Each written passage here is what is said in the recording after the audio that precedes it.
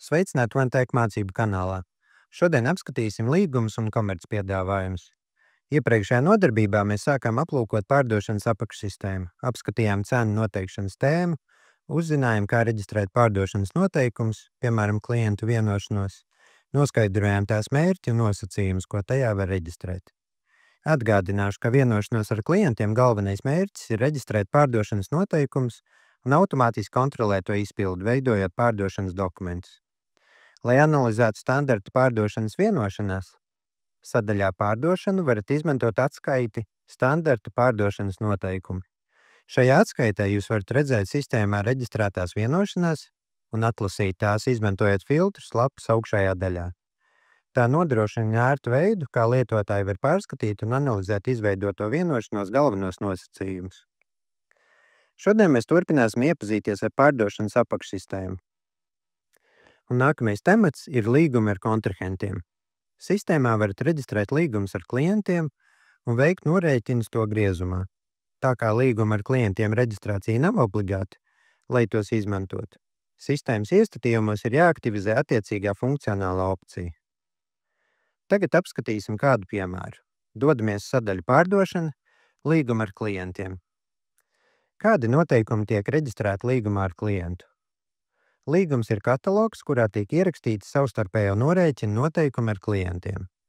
Galvenā atšķirība starp līgumu un vienošanos ar klientu ir tā, ka vienošanās ir aprakstīti vispārīgi noteikumi darbam ar klientiem, bet līgumā atspoguļot konkrēti juridiska dokumenta dati. Līgumā jānorāda līguma mērķis, kas var būt iepirkums, pieņemšana glabāšanā vai realizācija pārdošana. Tā kā mēs apskatām pārdošanas apakšsistēmu, tad mūsu variants ir realizācija. Tāpat tiek norādīta informācija par abām pusēm, kas noslēgušas līgumu. No mūsu puses ir obligāti jānorāda organizācija, kuras vārdā ir noslēgts līgums. Savukārt pircējiem jānorāda kontrahents. Vērtīga funkcija ir tāda, ka sistēmā var saglabāt parakstītā līguma drukas formu, pievienojot failu.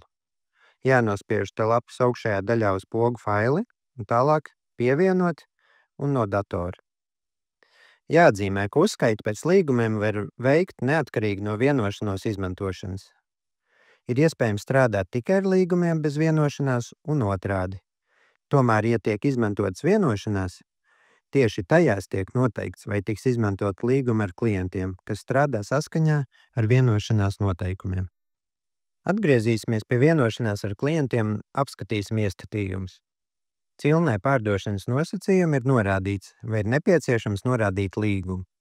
Ja vienošanās ir atzīmēts, ka līgumi ir nepieciešami, tad norēķina procedūra tiek definēta tieši līgumā.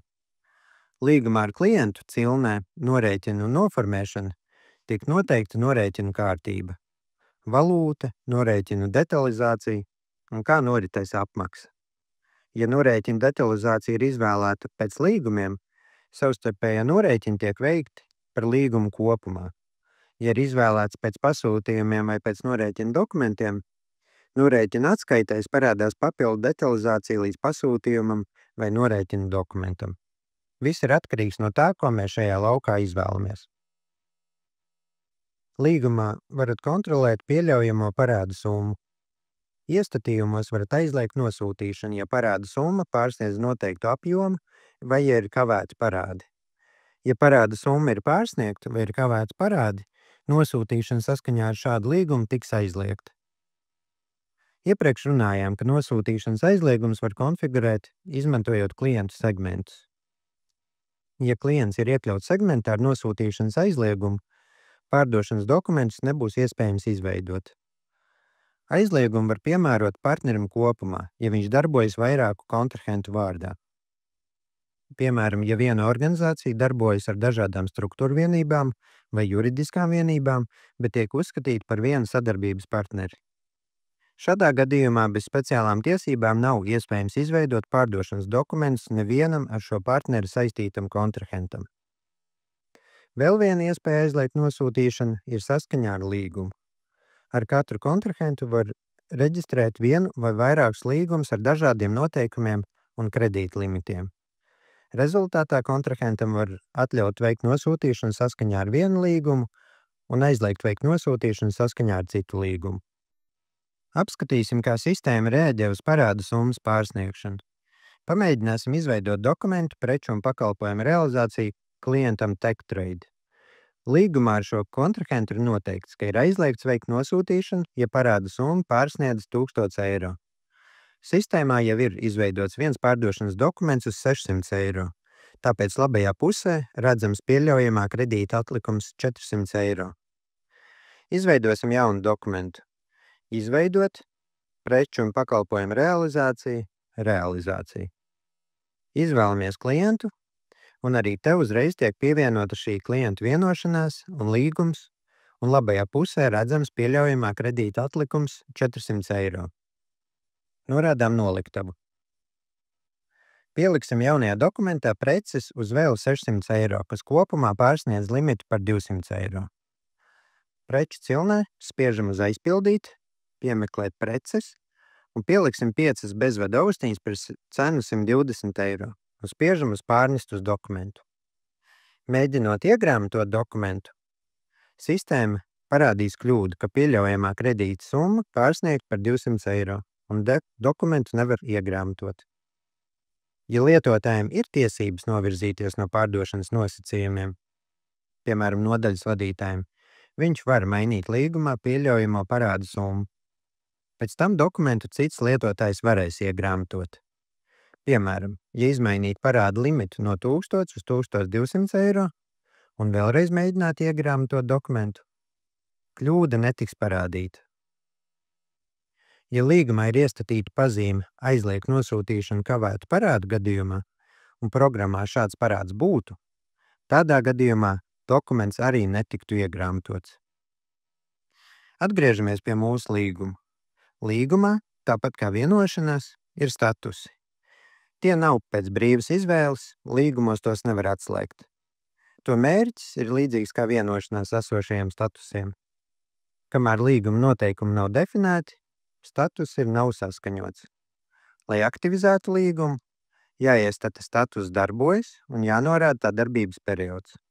Ar šādu līgumu jau var noformēt pārdošanas dokumentus. Tādējādi mēs esam apskatījuši svarīgākās lietas par līgumiem un atšķirības no vienošanās. Vienkāršot runājot, vienošanās ar klientu ir saistīta ar vadību, savukārt līgums ir reglamentēts juridisks dokuments. Turklāt līgums var būt norēķina objekts, savukārt vienošanās nē. Turpinājumā atgriezīsimies pie mūsu schēmas, un nākamais temats, ko aplūkosim, ir komerciālie piedāvājumi. Komercpiedāvājuma izmantošana nav obligāta, tāpēc, lai tos izmantot, ir nepieciešams iepriekš aktivizēt attiecīgo funkcionālo opciju sistēmas iestatījumos. Komercpiedāvājums atspoguļo formālu piedāvājumu klientam noslēgt darījumus ar mūsu organizāciju. Komercpiedāvājuma izmantošana ļauj reģistrēt sākotnējās miedarbības procesu ar klientu un novērtēt tā efektivitāti. Piemēram, ja klients sazinās ar mums, tiek konsultēts un lūdz nosūtīt informāciju par precēm un cenām, viņš varēs salīdzināt mūsu piedāvājumu ar citiem piegādātājiem un pieņemt galīgo lēmumu par iegādi. Lai reģistrētu informāciju par to, ka klientam ir piedāvāts konkrēts preces vai pakalpojumi ar konkrētiem nosacījumiem, sistēmā tiek izveidots komercpiedāvājums. Svarīgi atzīmēt, ka komercpiedāvājumā netiek plānot nosūtīšana vai apmaksa, bet tikai reģistrēts piedāvājuma fakts. Dodamies uz sadaļu pārdošana komerciālie piedāvājumi klientiem. Komercpiedāvājuma lapas augšējā daļā tiek norādīts klients. Nospiežot uz rādīt visu, varam izvēlēties klientu no saraksta, ja tas jau ir reģistrēts, vai izveidot jaunu ar pogu izveidot. Cilnē papildus ir vispārējā informācija par komercpiedāvājumu, tāda kā mūsu organizācija, klienta kontaktpersona, kā arī ir iespējams iestatīt statusu. Numurs un datums tiek automātiski aizpildīti dokumenta ierakstīšanas brīdī. Cilnē piegādes nosacījumi jānorāda datums, līdz kuram darbojas šis komercpiedāvājums, kā arī darbību, pārdošanu klientam, valūtu un nodokļu piemērošanu. Trijos laukos zemāk ir iespējams teksta veidā ievadīt apmaksas, piegādes un pārējo nosacījumu aprakstu. Ja mums sistēmā ir reģistrēta vienošanās ar šo klientu kā mūsu gadījumā, tad apmaksas nosacījums var automātiski aizpildīt no vienošanās, nospiežot pogu aizpildīt un izvēloties nepieciešamo vienošanos. Savukārt cilnē informāciju pircējiem var pievienot brīvi izvēlētu tekstu. Visbeidzot, cilnē preces piedāvājuma tabulas daļā tiek norādīts, kādas preces vai pakalpojumi tiek piedāvāti klientam un ar kādiem nosacījumiem. Norādām preci, piemēram, bezvadu austiņas 20 gabalu daudzumā. Te virs tabulas varam izvēlēties piegādes termiņu variantus – dienās no pasūtījuma brīža vai uz noteiktu datumu, un tabulā varam jau konkretizēt. Vai arī varam norādīt, ka piegādes termiņš nav svarīgs, tad šī aile no tabulas pazūd. Aizpildām cenu, ja nepieciešams atlaides, PVN likmi un varam iegrāmatot šo dokumentu. Tādējādi komercpiedāvājums reģistrē preču piedāvāšanas faktu klientam. To var arī izmantot kā instrumentu rentabilitātes analīzē darījuma plānošanas posmā ar atskaiti pārdošanas rentabilitātes novērtējums. Ja komercpiedāvājumi netiek izmantoti, to pašu analīzi var veikt vēlāk. Klientu pasūtījumu vai preču pārdošanas posmā, izmantojot attiecīgo atskaiti. Vajadzības gadījumā var veikt korekcijas, mainīt atlaides, pārskatīt cenas un pieņemt vadības lēmumus. Tas šoreiz viss par līgumiem un komercpiedāvājumiem. Tiekamies citās nodarbībās.